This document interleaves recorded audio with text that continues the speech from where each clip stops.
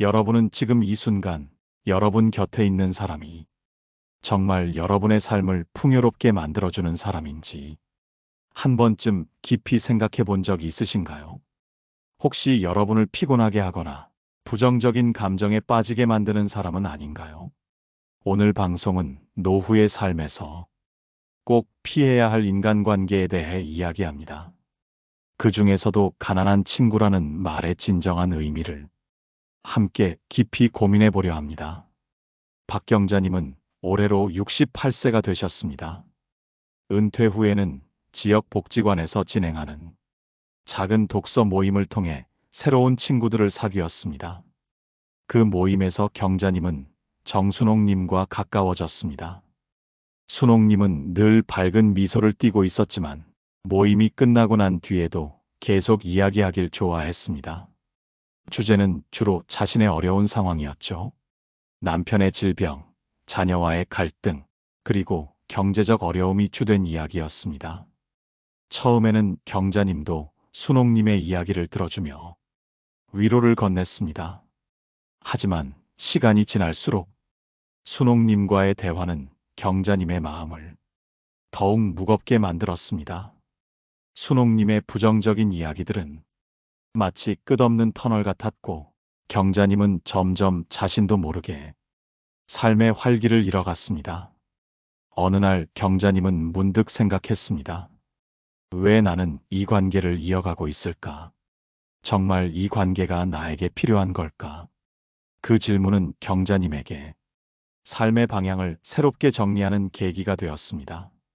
노년의 삶에서 인간관계는 삶의 질을 결정짓는 중요한 요소 중 하나입니다. 하지만 모든 관계가 도움이 되는 것은 아닙니다. 때로는 관계가 부정적인 영향을 끼쳐 삶을 더 어렵게 만들기도 합니다. 부정적인 인간관계의 첫 번째 특징은 항상 상대방의 불행이나 어려움만을 들어줘야 한다는 점입니다.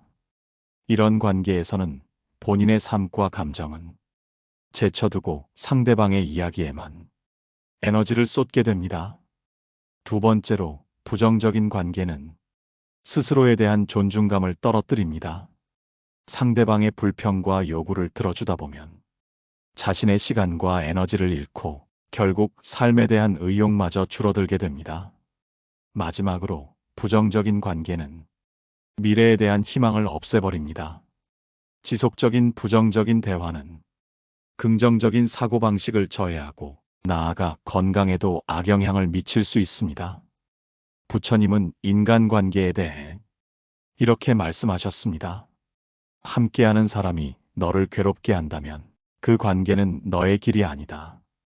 이 말씀은 단순히 관계를 끊으라는 의미가 아니라 스스로의 내면을 돌아보고 자신에게 어떤 관계가 도움이 되는지 점검하라는 가르침입니다. 삶은 유한하며 특히 노년에는 우리에게 주어진 시간이 더욱 소중해집니다. 우리가 소중한 시간과 에너지를 부정적인 관계에 소모한다면 그만큼 우리의 행복은 줄어들게 됩니다. 오늘 이야기의 핵심은 노년의 인간관계에서 스스로를 지키는 것입니다. 누군가를 멀리하는 것이 처음에는 어려울 수 있지만 그것은 결국 나 자신을 위한 선택입니다. 여러분 곁에 어떤 사람이 있는지 돌아보고 그 관계가 여러분을 행복하게 만드는지 생각해 보세요. 혹시 지금 떠오르는 사람이 있지 않으신가요? 이러한 부정적인 관계를 어떻게 현명하게 정리할 수 있을지 더 구체적인 사례를 통해 이야기 나눠보시죠. 노후의 인간관계가 주는 무게를 느껴본 적 있으신가요? 특히 부정적인 관계에서 비롯된 감정의 무게 말입니다. 오늘은 노후의 부정적인 인간관계가 얼마나 우리의 삶을 지치게 할 수 있는지, 또 어떻게 그 관계를 직면하고 현명하게 대처할 수 있는지 이야기해 보겠습니다. 김수영님은 72세입니다. 남편과 함께 평온한 노후를 보내던 그녀에게 큰 변곡점이 생긴 것은 옛 직장 동료였던 이혜경님을 다시 만나게 되면서였습니다. 혜경님은 경제적으로도 어렵고 건강 상태 역시 좋지 않았습니다. 혜경님은 만날 때마다 수영님에게 자신의 힘든 이야기를 털어놓았고, 수영님은 친구로서 최선을 다해 도움을 주고 싶었습니다. 하지만 시간이 흐를수록 수영님은 혜경님과의 만남이 자신에게 깊은 스트레스를 주고 있다는 것을 느꼈습니다. 만날 때마다 그녀의 부정적인 말들은 수영님에게 자신도 모르게 우울감을 불러일으켰습니다. 어느 날 수영님은 스스로에게 물었습니다. 나는 왜 이 관계를 계속 유지하고 있을까? 정말 이 관계가 나에게 행복을 주고 있나? 수영님은 서서히 혜경님과 거리를 두기 시작했습니다. 그 후 그녀는 마음의 평화를 되찾을 수 있었습니다. 사람들은 때로 자신에게 해가 되는 관계를 끊어내지 못하고 붙잡고 있곤 합니다. 그 이유 중 하나는 죄책감입니다. 내가 이 사람을 떠나면 이 사람은 어떻게 될까? 이러한 생각이 우리를 관계에 묶어두곤 합니다. 또 다른 이유는 정서적 의존도입니다. 노후에는 새로운 인간관계를 맺는 것이 쉽지 않다 보니 기존의 관계를 유지하려는 경향이 강해집니다. 하지만 그 관계가 부정적일 때는 우리의 정서적 건강에 큰 악영향을 미칩니다. 여러분은 어떠신가요? 혹시 여러분도 이런 감정 때문에 힘들어하는 관계를 놓지 못하고 있는 것은 아닌가요? 지금 이 순간 스스로에게 질문해 보세요. 심리학 연구에 따르면 지속적으로 부정적인 감정에 노출될 경우 우리의 뇌는 스트레스를 받는 상태에 놓이게 됩니다. 이 스트레스는 심장병, 고혈압, 우울증 등 여러 건강 문제를 일으킬 수 있습니다. 특히 노년의 삶에서는 정신적 스트레스가 신체 건강에도 더 큰 영향을 미칩니다. 친구와의 관계가 불편하거나 부정적인 대화가 반복되면 자신도 모르게 피로감이 쌓이고 삶의 질이 떨어지게 됩니다. 법륜 스님은 이런 상황에 대해 나를 해치는 관계는 끊는 것이 자비다라고 말씀하셨습니다. 이 말은 단순히 자신을 위한 것이 아니라 상대방에게도 더 건강한 관계를 만들어줄 수 있다는 의미를 담고 있습니다. 관계를 정리하는 것은 쉬운 일이 아닙니다. 특히 오래된 친구나 가까운 지인과의 관계를 끊어낸다는 것은 큰 결단이 필요합니다. 하지만 노년은 우리가 자신의 삶을 더욱 사랑해야 할 시기입니다. 우리에게 남은 시간은 제한적이고 그 시간을 부정적인 에너지로 채우기에는 삶이 너무 소중하기 때문입니다. 스스로에게 물어보세요. 이 관계가 나를 행복하게 하는가?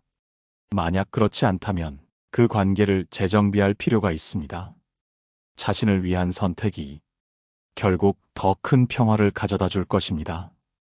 그러나 관계를 정리하는 것은 절대 쉬운 일이 아닙니다. 특히 오래된 인연이라면 더더욱 그렇죠.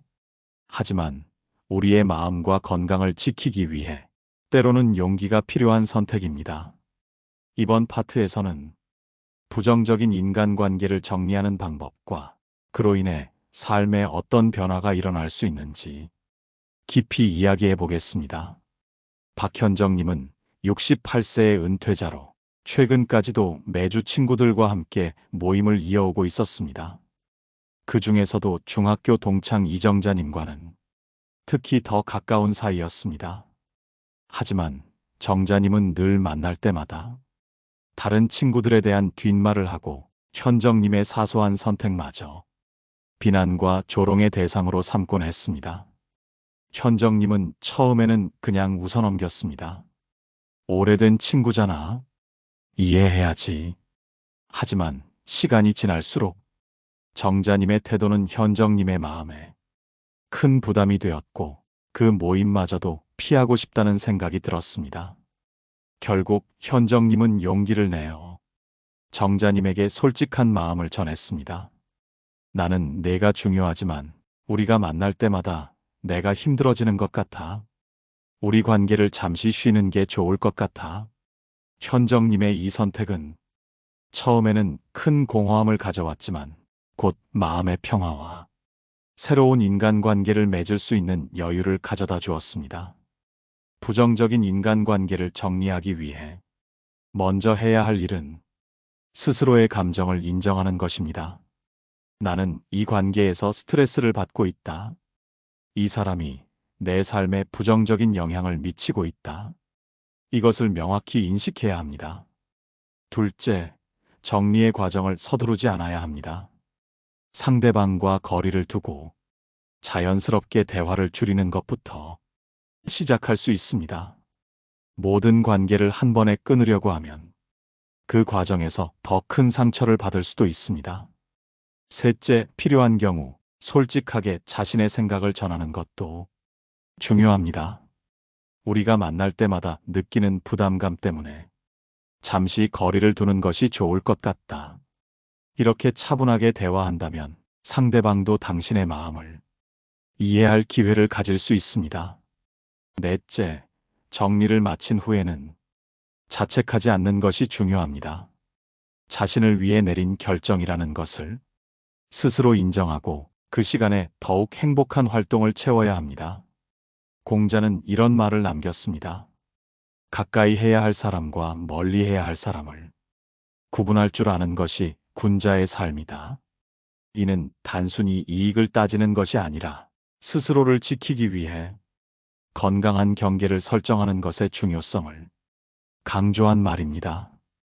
우리가 인간관계를 정리하는 이유는 결코 상대를 미워하거나 배척하려는 것이 아닙니다. 그보다는 자신의 삶을 지키고 더 나아가 상대방의 삶도 더 나은 방향으로 바꾸기 위함입니다. 부정적인 관계를 정리한 후 많은 사람들이 공통적으로 느끼는 변화는 마음의 평화입니다. 더 이상 관계에 끌려다니지 않고 자신의 시간과 감정을 더 나은 곳에 투자할 수 있게 됩니다. 현정님의 사례처럼 부정적인 관계가 줄어들면 새로운 인간관계를 맺을 가능성도 높아집니다. 취미 모임, 봉사활동 등 긍정적인 에너지를 주는 사람들과 함께하는 시간이 늘어나면서 삶의 질이 한층 더 높아지는 것을 느낄 수 있습니다. 지금 여러분의 삶에서 거리를 두고 싶은 관계가 있으신가요? 그 관계를 정리했을 때 어떤 변화가 있을지 상상해 보세요. 또 여러분은 어떻게 그 관계를 정리하고 싶으신가요? 긍정적인 인간관계는 어떻게 유지하고 발전시킬 수 있을까요? 여러분은 주변에서 만날 때마다 웃음과 에너지를 주는 사람이 있나요? 혹은 반대로 그 사람을 만나고 나면 왠지 모르게 지친 느낌을 받는 사람도 있을 겁니다. 그 차이는 단순히 성격 때문만은 아닙니다. 우리가 맺는 관계가 어떤 에너지를 주고받는지에 따라 우리 삶은 크게 달라집니다. 김상훈님은 70세에 접어들며 은퇴 후 외로움과 고립감에 시달렸습니다. 그는 오랜 친구들과 자주 만나지 않았고 주로 집에서 TV를 보며 시간을 보냈습니다. 그러던 어느 날 딸의 권유로 노인 복지관에서 진행하는 수채화 수업에 참여하게 되었습니다. 처음에는 낯선 사람들과 어울리는 것이 쉽지 않았습니다. 하지만 시간이 지나며 비슷한 관심사를 가진 사람들과 조금씩 이야기를 나누게 되었습니다. 특히 윤정숙 님이라는 또 다른 수강생과는 서로의 그림을 보며 칭찬과 응원을 주고받았습니다. 상훈님의 그림은 정말 따뜻한 느낌이 들어요. 이 한마디에 상훈님은 삶의 활력을 되찾을 수 있었습니다. 서로의 관심사와 인생 이야기를 나누며 이 두 사람은 좋은 친구가 되었고 서로를 통해 노후의 삶의 새로운 의미를 찾을 수 있었습니다. 첫째, 공통 관심사를 찾으세요. 긍정적인 관계는 서로 공감할 수 있는 주제에서 시작됩니다. 취미 활동, 독서 모임, 운동 등 관심사를 나눌 수 있는 환경에 스스로를 놓아보세요. 새로운 관계의 시작은 늘 예상치 못한 곳에서 찾아옵니다. 둘째, 열린 마음으로 상대방을 대하세요. 누군가를 만날 때 상대의 단점을 찾기보다 장점을 보려고 노력하는 것이 중요합니다. 작은 칭찬과 격려는 상대방의 마음을 열고 더 깊은 관계로 발전하게 만듭니다. 셋째, 관계를 지속적으로 돌보세요. 긍정적인 관계도 그냥 두면 시들해질 수 있습니다. 가끔 전화를 걸어 안부를 묻거나 소소한 선물을 건네며 상대방에게 관심을 표현하는 것이 관계를 유지하는 중요한 방법입니다. 넷째, 자신만의 에너지를 관리하세요. 긍정적인 관계를 맺기 위해서는 내가 긍정적인 사람이 되는 것이 중요합니다. 자신의 건강을 돌보고 스트레스를 줄이며 늘 긍정적인 태도를 유지하려고 노력하세요. 내가 전하는 에너지가 밝을수록 내게 다가오는 사람들도 더 긍정적인 에너지를 가질 것입니다. 부처님께서는 인간관계에 대해 이렇게 말씀하셨습니다. 선한 사람들과 가까이 하라. 그들은 연꽃처럼 주변을 맑게 한다. 우리는 삶에서 만나는 사람들로 인해 삶이 더 행복해질 수도 더 힘들어질 수도 있습니다. 부처님의 가르침은 우리에게 선한 사람들과 함께하며 스스로도 선한 사람이 될 것을 권유하고 있습니다. 김상훈님의 사례에서 보듯이 새로운 긍정적인 관계는 삶의 활력을 되찾아줍니다. 윤정숙님과의 만남 이후 상훈님은 수채화뿐 아니라 사진 촬영에도 관심을 가지며 다양한 활동에 참여하게 되었습니다. 그는 더 이상 외로움에 갇히지 않고 새로운 하루를 기대하며 살아가고 있습니다. 긍정적인 관계는 단순히 좋은 감정을 주고받는 것을 넘어 우리의 정신적, 신체적 건강에도 큰 영향을 미칩니다. 웃음이 많아지고 스트레스가 줄어들며 심지어 면역력까지 높아진다는 연구 결과도 있습니다. 부정적인 관계는 이와 다릅니다. 한 가지 생각해 보세요. 누군가를 만나고 나면 왠지 모르게 기분이 축 처지고 심지어 몸까지 피곤했던 적은 없으셨나요? 그런 만남이 계속 반복된다면 그 영향은 단순히 일시적인 기분 변화에 그치지 않습니다. 박경자님은 은퇴 후 오랜 친구들과의 모임을 꾸준히 이어갔습니다. 그 모임은 매달 한 번씩 모여 식사를 하고 각자의 근황을 나누는 자리였습니다. 하지만 문제는 그 모임이 점점 경자님에게 스트레스의 원인이 되고 있었다는 것입니다. 모임에 나갈 때마다 어떤 친구는 늘 자신의 불만만 늘어놓고 다른 친구는 경자님의 삶을 대놓고 비교하며 무시하는 말을 일삼았습니다. 넌 은퇴 준비 제대로 못했지? 그러니까 집에서 손주나 봐야 하는 거야. 이런 말을 들을 때마다 경자님은 마음이 무너지는 기분이었지만 오랜 친구들과의 인연을 끊을 수는 없다는 생각에 매번 모임에 나갔습니다. 시간이 지날수록 경자님은 모임 전날 밤부터 두통에 시달렸고 모임 후에는 며칠 동안 기운이 없을 정도로 소모감을 느꼈습니다. 결국 경자님은 건강검진에서 심각한 고혈압과 스트레스성 위염 진단을 받게 되었습니다. 의사는 생활 속 스트레스 요인을 꼭 점검해 보라고 권했지만 경자님은 어디서부터 바꿔야 할지 감도 잡을 수 없었습니다. 첫째, 지속적인 부정적 에너지. 부정적인 인간관계는 만날 때마다 상대방의 부정적인 태도나 감정이 자신에게 전염되는 특징이 있습니다. 이러한 감정의 전염은 우리가 모르는 사이에 정신적 피로를 초래합니다. 둘째, 비교와 비판. 항상 나를 깎아내리거나 내 삶을 부정적으로 평가하는 사람이 있다면 그 관계는 점차 자신감과 자존감을 잃게 만듭니다. 셋째, 의무감으로 이어가는 관계. 내가 원하지 않음에도 상대방과의 관계를 끊지 못하는 이유가 의무감 때문이라면 그 관계는 더 이상 긍정적이지 않습니다. 이제 부정적인 관계가 우리의 건강에 어떤 영향을 미치는지 구체적으로 살펴보겠습니다. 첫째, 스트레스 증가. 부정적인 인간관계는 만날 때마다 스트레스를 유발하며 이는 신체의 코르티솔 호르몬을 과도하게 분비시켜 고혈압, 심혈관 질환, 면역력 저하로 이어질 수 있습니다. 둘째, 수면의 질 저하. 마음이 편안하지 않으면 밤에 잠드는 것도 어렵습니다. 만남 후에도 부정적인 대화 내용이 머릿속을 맴돌아 수면의 질이 떨어지게 됩니다. 셋째, 정신 건강 악화.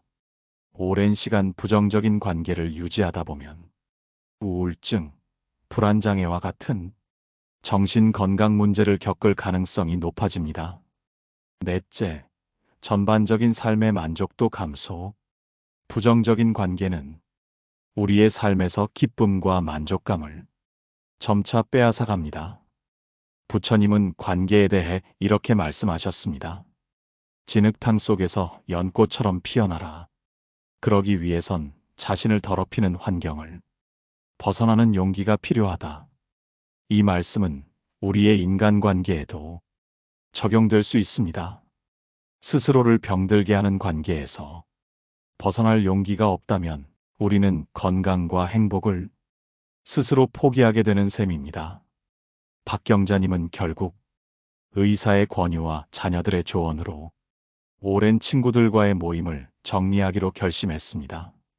처음에는 죄책감이 컸지만 그 대신 그녀는 새로운 취미 모임에 참여하며 더 긍정적이고 따뜻한 사람들과 시간을 보내기 시작했습니다. 그 결과 경자님은 고혈압이 안정되고 스트레스성 위염 증상도 사라졌습니다. 무엇보다 그녀의 얼굴에는 오랜만에 웃음이 되살아났습니다. 여러분은 지금 어떤 관계가 나를 지치게 하고 있는지 생각해 본 적이 있나요? 그 관계를 끊어내야 한다는 결심은 쉽지 않겠지만 스스로를 위해 그 선택이 필요할 때도 있습니다. 그렇다면 이번에는 긍정적인 인간관계를 형성하는 방법에 대해 이야기해 보겠습니다. 지금 이 방송을 듣고 계신 여러분도 긍정적인 관계가 얼마나 중요한지 알고 계실 겁니다. 하지만 질문 하나 드려볼게요. 여러분은 긍정적인 인간관계를 위해 스스로 어떤 노력을 하고 계신가요? 단순히 좋은 사람을 기다리는 것이 아니라 스스로 그런 관계를 만들어가는 방법에 대해 한번 생각해 보셨나요? 이번 이야기에서는 긍정적인 관계의 조건과 그 관계를 발전시키는 방법을 구체적으로 살펴보겠습니다. 이정희님은 60대 초반의 평범한 주부였습니다. 은퇴한 남편과 조용한 일상을 보내고 있던 그녀는 가끔 외로움을 느꼈습니다. 자녀들은 각자의 삶에 바쁘고 오랜 친구들은 멀리 이사 가거나 연락이 뜸해졌죠. 그러던 어느 날 정희님은 지역 도서관에서 운영하는 독서 모임에 참여하게 되었습니다. 처음엔 낯선 사람들 사이에서 어색했지만 모임에 꾸준히 참석하며 점차 익숙해졌습니다. 그 모임에서 정희님은 자신과 비슷한 관심사를 가진 사람들을 만났습니다. 누군가는 그녀와 함께 책을 읽으며 삶의 지혜를 나눴고 또 다른 누군가는 그녀가 어려운 일을 겪을 때 진심 어린 조언과 위로를 건넸습니다. 특히 그녀와 동갑내기였던 김선호님은 모임을 통해 깊은 우정을 나누게 되었습니다. 선호님은 긍정적인 에너지로 가득 찬 사람이었고 정희님은 그의 낙천적인 태도에서 많은 영감을 받았습니다. 모임이 끝난 후에도 두 사람은 함께 산책을 하거나 서로의 일상을 나누며 건강한 인간관계를 이어갔습니다. 그렇게 정희님의 삶은 이전보다 더 밝아지고 삶에 대한 만족감도 크게 높아졌습니다. 긍정적인 인간관계는 우리에게 안정감과 활력을 줍니다. 그렇다면 어떤 특징을 가진 관계가 긍정적이라고 할 수 있을까요? 첫째, 상호 존중. 긍정적인 관계는 서로의 의견과 가치를 존중하며 상대방을 판단하거나 깎아내리지 않습니다. 둘째, 진심 어린 관심. 단순한 형식적인 대화가 아니라 상대방의 이야기를 경청하며 진심으로 공감하는 관계가 긍정적인 관계의 본질입니다. 셋째, 성장과 지원.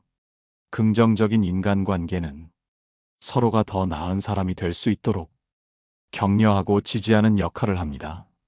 넷째, 유쾌한 에너지. 이야기를 나눌 때 기분이 밝아지고 웃음이 나는 관계는 우리에게 소중한 자산이 됩니다. 그렇다면 긍정적인 관계를 만들고 유지하기 위해 우리가 실천할 수 있는 방법은 무엇일까요? 첫째, 열린 마음으로 다가가기. 새로운 관계를 시작하려면 먼저 마음을 열어야 합니다. 누군가에게 다가가 따뜻한 미소와 함께 먼저 인사해 보세요. 그 작은 행동이 큰 변화를 만들어낼 수 있습니다. 둘째, 경청의 기술을 익히기. 대화를 나눌 때 상대방의 이야기에 집중하고 중간에 끼어들지 않는 연습을 해보세요. 진정한 경청은 상대방에게 신뢰를 주고 더 깊은 관계를 형성하는 데 도움을 줍니다. 셋째, 공통 관심사 찾기. 함께 즐길 수 있는 취미나 활동은 관계를 강화하는 좋은 방법입니다. 독서 모임, 요가 클래스, 자원봉사 등 다양한 활동에 참여해 보세요. 넷째, 긍정적인 언어 사용하기. 대화 중에 긍정적인 표현을 많이 사용하면 상대방도 더 긍정적인 에너지를 느끼게 됩니다. 예를 들어, 정말 잘하셨어요. 그렇게 생각하시다니 멋지네요와 같은 말을 자주 해보세요. 부처님은 인간관계에 대해 다른 이에게 베풀며 그들과 함께 웃으라. 그것이 진정한 행복이다. 라고 말씀하셨습니다. 긍정적인 관계는 자비와 배려를 통해 서로를 풍요롭게 만드는 데 있습니다. 노후에 특히 중요한 점은 단순히 받으려는 자세가 아니라 주는 자세를 가질 때 더 많은 행복을 느낄 수 있다는 것입니다. 이정희님은 독서 모임을 통해 긍정적인 관계의 가치를 알게 되었고 그 관계를 유지하기 위해 지속적으로 노력했습니다. 그 결과 그녀는 은퇴 후의 삶에서 이전보다 훨씬 큰 만족감을 느낄 수 있었습니다. 모든 관계가 완벽할 수는 없지만 긍정적인 관계를 향해 노력하는 자세는 우리의 삶을 더 나은 방향으로 이끌어 줄 것입니다. 여러분은 최근에 어떤 사람과의 관계에서 행복과 위로를 느끼셨나요? 또 그 관계를 더 긍정적으로 발전시키기 위해 어떤 노력을 하고 계신가요? 마지막으로 노후에 형성된 긍정적인 인간관계를 어떻게 지속적으로 유지하고 발전시킬 수 있을지 구체적인 방법을 이야기해 보겠습니다. 노후의 관계는 단순히 만남의 횟수로 이어지는 것이 아니라 서로의 삶에 스며들어 서로를 지지하는 깊이 있는 관계로 변화할 때 진정한 가치를 발휘합니다. 여러분의 인생에 소중한 친구나 가족이 있다면 그 관계를 더욱 빛나게 만들 방법을 지금부터 함께 생각해 보세요. 최영수님은 70대 중반의 은퇴자였습니다. 은퇴 후 처음 몇 년은 가족과 시간을 보내며 행복했지만 아이들이 독립하고 아내마저 병원으로 떠난 후 그의 일상은 점차 고립으로 바뀌어 갔습니다. 그러던 어느 날 영수님은 우연히 근처 주민센터에서 진행하는 정원 가꾸기 모임에 참여하게 되었습니다. 그곳에서 그는 비슷한 나이대의 사람들과 같이 꽃과 나무를 심고 돌보는 시간을 가졌습니다. 그 중에서도 특히 정미숙님과의 대화는 영수님에게 큰 위로와 영감을 주었습니다. 미숙님은 어려운 상황 속에서도 밝고 긍정적인 태도로 모든 사람에게 에너지를 나눠주는 분이었습니다. 미숙님은 꽃도 사람도 꾸준히 관심과 사랑을 줘야 아름답게 피어날 수 있어요 라는 말을 자주 했죠.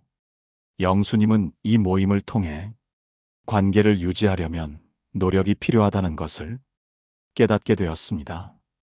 그래서 그는 정미숙님을 포함한 모임 멤버들과 정기적으로 함께 모여 정원을 가꾸고 작은 텃밭을 만들며 서로를 챙기고 도왔습니다.